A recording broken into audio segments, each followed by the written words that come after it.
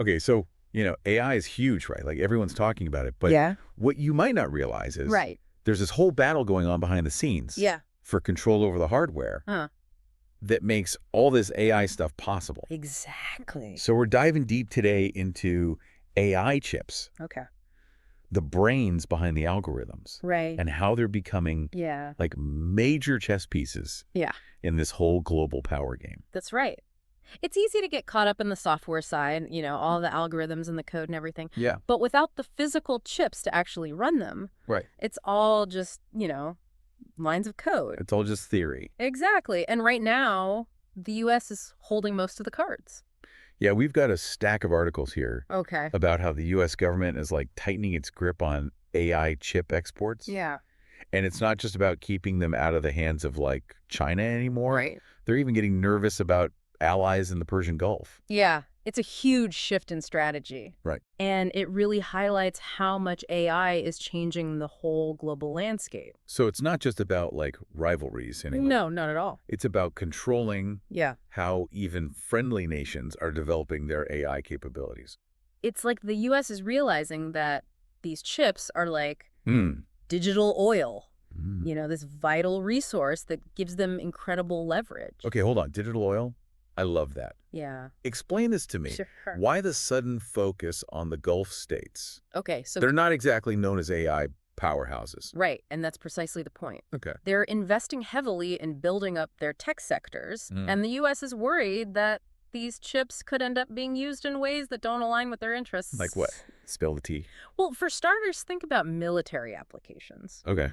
Imagine these AI chips powering like autonomous drones, Oh, wow. Yeah. facial recognition systems, even advanced cyber warfare tools. Right? The potential for misuse is significant. Yeah, you can't just give everyone the keys to the kingdom, right? Exactly. But what about the companies that actually make these chips? Right. We're talking about like Nvidia and AMD. Huge companies. Those guys must be freaking out. Absolutely. They rely heavily on international sales. Yeah. And, in 2023, the U.S. already slapped restrictions on exports to over 40 countries. Oh, wow. Adding the Gulf states to that list would be a major blow to their bottom line. So they're stuck between a rock and a hard place, Yeah, trying to keep the government happy, right. but also protect their business. Exactly. Have they said anything about this? Publicly, not really.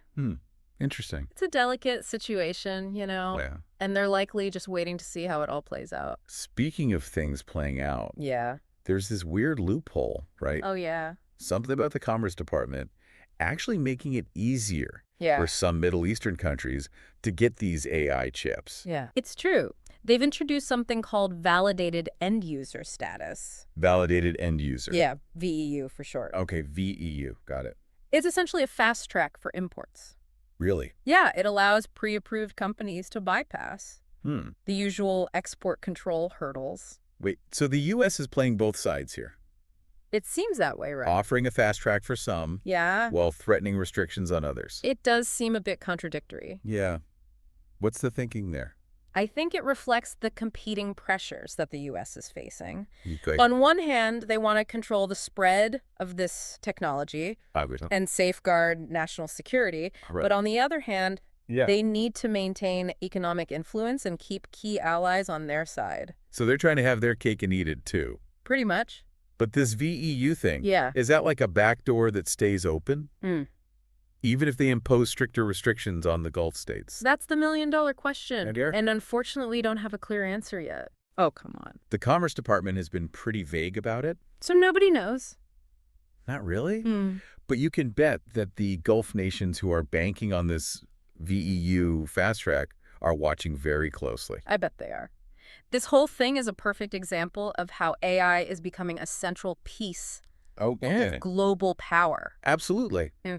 Whoever controls the most advanced AI chips has a huge advantage. In everything. Pretty much technology, economics, even military strength. Yeah, it's like those chips are the keys Mm-hmm. to unlocking the potential of AI, and everyone wants to hold those keys. Everyone. And it's not just about who gets the chips. Right. It's about what they do with them. Exactly. We could be looking at a future where AI solves the world's biggest problems, or it could create even bigger ones. That's kind of scary when you think about it.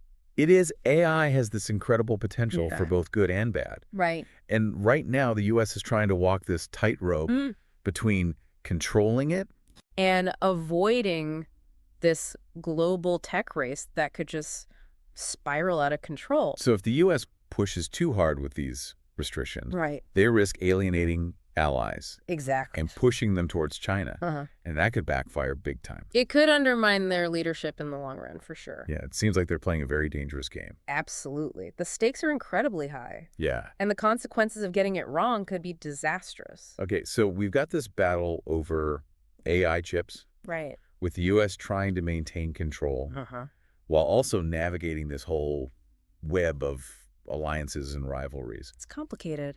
But there's another layer to this story, right? There is.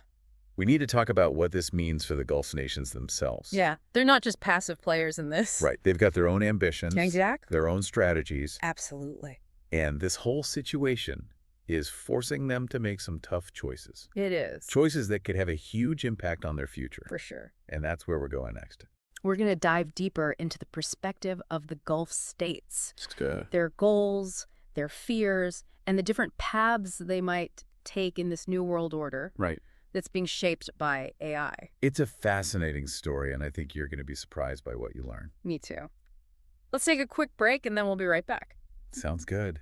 So these Gulf nations, they're in a fascinating position. Yeah. They've got these ambitions to become major players in the tech world. Right.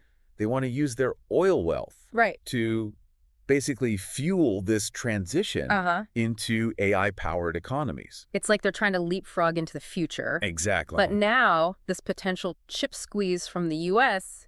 is throwing a wrench in their plans. It definitely makes things more complicated. Yeah, because they see AI as key to everything, like developing smart cities, revolutionizing healthcare, education. It touches everything. The whole 9 yards? Pretty much. Yeah. But to actually do all that? Yeah. They need access to those advanced chips. Right, which mostly come from the U.S. For now, at least. So what happens if the U.S. just slams the door shut? Well... Do they have to give up on their tech dreams? And not necessarily. They've got options. Okay. But each one comes with its own challenges and risks. Lay it on me. Okay, well, one path is to look for alternative suppliers. Like who? Well, China's been investing heavily in their own semiconductor industry, and they're eager to expand their influence. Makes sense. Especially in the Gulf region. They might be willing to step in, Yeah. fill the void. Even if their chips aren't as good. Even if they're not quite as advanced. So the U.S. trying to restrict access could actually push these countries closer to China. It's a classic case of unintended consequences. Yeah. Talk about shooting yourself in the foot. Exactly. The U.S. might think they're being tough. Yeah. Protecting their interests. Right. But they could end up weakening their position. Especially in a region as important as the Gulf. A strategically vital region, for sure. Okay. So going with China is one option. What else could they do? Well, another possibility is to go all in. Okay. On developing their own chip manufacturing capabilities. That's a bold move. It is. It wouldn't be easy, though. What would it take? Well, a massive investment, for one thing. Yeah. Attracting top talent. Right. Building a whole ecosystem of supporting industries. That's a long game. It is. But if they pull it off, yeah, it gives them a level of independence and control that would be pretty attractive. They wouldn't have to rely on anyone else. Exactly. For this critical technology. It's not just about the tech either. Okay. It's about national pride. Economic diversification, securing their place in the world. Because AI is only going to become more important. More important every day. This reminds me of the space race. Oh, yeah. During the Cold War. The U.S. and the Soviet Union locked in this competition to be the first to hit those milestones. Exactly. It's definitely got echoes of the past. Is history repeating itself? Maybe, in a way. But the stakes are even higher now. How so? Well, AI has the potential to transform everything. Right. Every aspect of our lives. Yeah. From how we work to how we wage war. Okay, so the Gulf states? Yeah. They're right in the middle of it all. They are. Trying to figure out how to navigate this whole new landscape. It's uncharted territory, for sure. What are some of the specific challenges they're facing? Well, one big hurdle is talent. Okay. Attracting and retaining the people they need to build a world-class tech industry. It's not easy to compete with Silicon Valley. Silicon Valley is still the gold standard. So they need to create an environment that's just as attractive. Exactly. Not just salary, but Right. opportunities, Yeah. quality of life, The whole package. the whole innovation ecosystem. That's it. They also need to figure out which areas of AI to focus on. They can't do everything. Right. They need to find their strengths. Your niches. Exactly. Where they can excel. So it's not just about building chips. No. It's about building a whole ecosystem. An ecosystem of AI innovation. Where do you think the Gulf states might have a competitive advantage? Well, one area is energy. Oh, that makes sense. They have a ton of expertise in oil and gas production. Right. They could use AI to optimize those processes, reduce costs, become even more efficient. So they could be leaders Potentially. in AI-powered energy solutions. Not just for themselves. Right, for the whole world. Exactly. What about other areas? Another promising area is the environment. Okay. Using AI to address the challenges of their desert environment. Like what specifically? Well, think about water management. Okay. Agriculture in arid conditions. That's huge. Sustainable cooling technologies for their cities. Right. Like that. So they could be a hub for AI solutions that address some of the biggest challenges. Especially in regions with similar climates. This is giving me a whole new perspective on the Gulf states. Yeah. It's not just about oil and skyscrapers anymore. Yeah, not at all. They have the potential to be a real force in AI. They do. And the choices they make now Yeah. will determine their future for decades to come. No doubt. But let's not forget about the elephant in the room. The U.S. The U.S. and those potential restrictions. Right. We've talked about the options the Gulf states have. But what are the likely outcomes That's the million-dollar question. of this standoff with the U.S.? It's a complex situation. Yeah. But I think there are a few possible scenarios All right, hit me. that could play out. Okay, so we've talked about the different paths they could take. Right. But let's get real. What's the most likely scenario? Well, it's like a geopolitical chess match. Lots of moving pieces. Right. Unpredictable outcomes. Yeah, no crystal ball here. Exactly. Right. But I think there are three main scenarios to consider. Okay, lay them on me. All right, so scenario one is the hardline approach. Hardline. The U.S. just goes all in on restricting those exports, prioritizing security above everything else. Okay. They see the risks as just too great. Right. Even if it means straining those alliances, potentially pushing the Gulf states towards China. That sounds risky. It is. It's a gamble. Alienating allies in a place like the Gulf, that could backfire big time. Oh, absolutely. It could trigger like a technological Cold War, accelerate a global chip race, Right. and ultimately undermine U.S. influence. Okay, so that's the hardline option. Right. What's the alternative? Scenario two is what I'd call strategic engagement. Strategic engagement. The U.S. takes a more nuanced stance, Okay. recognizes they can't afford to completely alienate the Gulf. Makes sense. So they might offer some targeted exemptions, maybe collaborate on some joint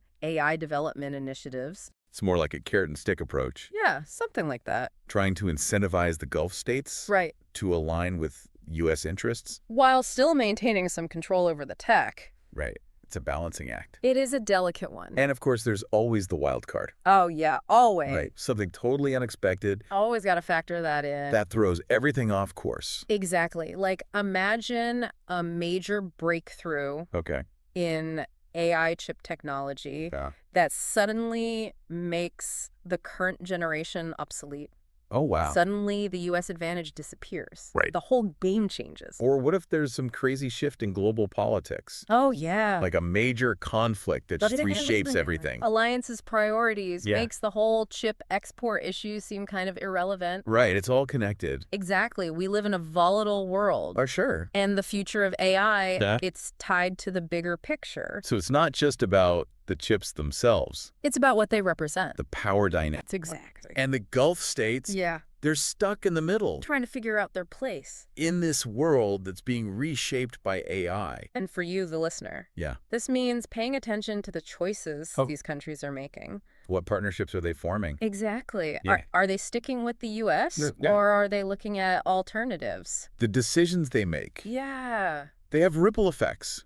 across the whole tech landscape. That's a big deal. It really is. Wow, this deep dive Yeah. has been a real eye-opener. I'm glad. We've gone from these tiny little AI chips Right. to this whole world of global power plays. It's all connected. And it's clear that this tech Yeah. is changing the game in ways we're only beginning to understand. The future of AI is full of possibilities. Both good and bad. Exciting and daunting. Yeah, and as we move forward, Uh-huh. we need to have these conversations Absolutely. about how to use this power for good, Right. but also how to manage the risks. That's what it's all about. That's what we're all about here on The Deep Dive. Thanks for joining us. Thanks for listening, and we'll see you next time for another deep dive into the world that's shaping our future.